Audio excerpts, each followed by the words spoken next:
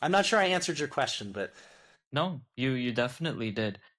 How this is a quick aside. Do you sometimes worry that people rely on LLMs too much in education among students? sometimes would be an understatement. I actually think that it's a mistake, like a vast multi-billion dollar mistake. That's my opinion of it. I think that we should be more cautious about the science of learning behind these technologies. And my guess is that there probably are benefits. Like the technology is amazing. There are good things there. And I do think it increases our potential to create educational experiences that are engaging, that we can scale because the knowledge is built into the LLM and we can leverage that knowledge. But I think that if it's not thoughtfully and done in a science based way, I think we run the risk of actually making things worse than what we had before, especially if you take into account the cost. So right now, I mean, it's hard to know exactly what the true cost of a language model is, right? I mean, it's intentionally hidden.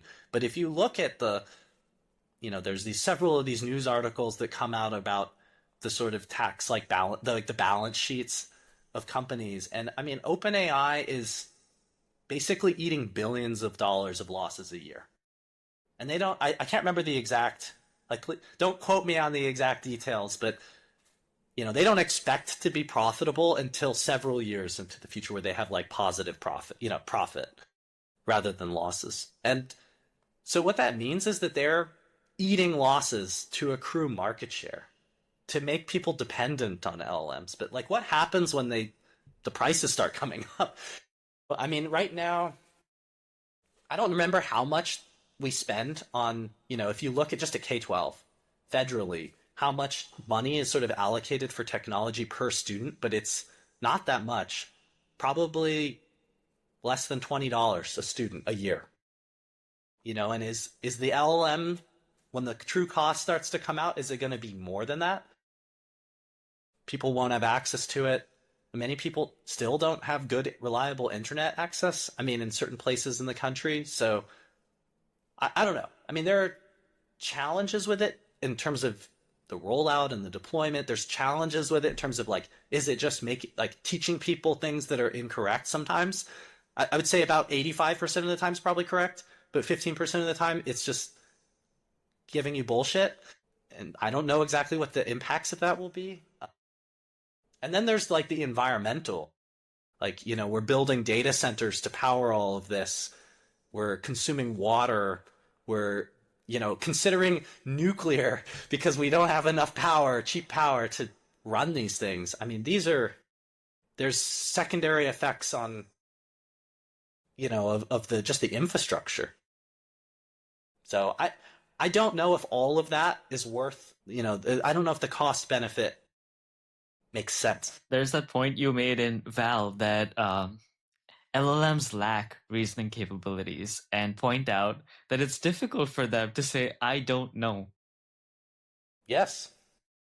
Uh, and honestly, I feel when I'm interacting with an LLM, there's almost an illusion of knowledge that comes about. Oh, just because it's really fluent and it's answering my question really well, that it probably knows what it's talking about. And there's a real danger there. We lose our sense of critical thinking. Uh, how are you as an educator trying to combat this over reliance on LLMs? As an educator, not just as a researcher, maybe both. I was just going to say that there's a really interesting metaphor that I heard for language models. It was a review of all of the tricks that psychics use to trick people. And there's like, I mean, the particular article I was reading was maybe like 10 tricks. And LLMs do all 10 of those. Like they give the illusion that they're effective, but a lot of the real input comes from the users, either from their data or from what they put into the prompt as they're sort of like trying to steer it away from the mistakes. And yeah, another classic story you might look up on Wikipedia is there's a horse called Clever Hans, and it was a horse that could do math.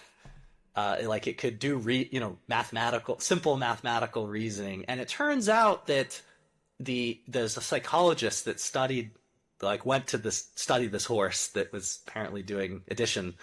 And what they found was that the trainer had some cue that they were inadvertently giving that the horse was using. So in some sense, the trainer was doing the math and the horse was responding to it. And I think there's actually more of that going on in LLMs than I think people suspect.